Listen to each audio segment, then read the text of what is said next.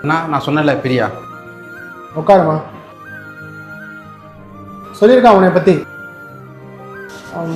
என்ன பண்ணுறமா? நான் beautician course complete பண்ணிட்டு மீடியா ஃபீல்டில் இருக்கேண்ணா. ரீல்ஸ்னா இந்த கண்டவங்க பார்க்குறமா அரையங்குறமா ட்ரெஸ் போட்டு வீடியோ போடுறதா? இதுனா எங்கள் குடும்பத்துக்கு செட் ஆகாது. நாங்கள் ரொம்ப கௌரவமாக வாழ்கிற குடும்பம்.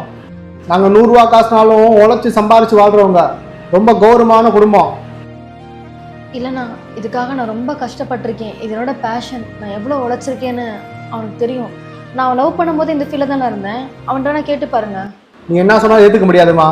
உங்கள் வீட்டில் ஏதோ காசு பணம் தராங்கன்னு சொல்லிட்டு தண்ணி தெளிச்சு விட்டாங்க போல. இப்படிப்பட்ட பொண்ணுனா எங்கள் குடும்பத்துக்கு செட்டே ஆகாது. டே நீ என்னடா சொல்ற? அண்ணா நீங்கள் எந்த முடிவு எடுத்தாலும் ஓகே தாண்ணா. வேற யாரு பேசினாலும் பரவாயில்ல.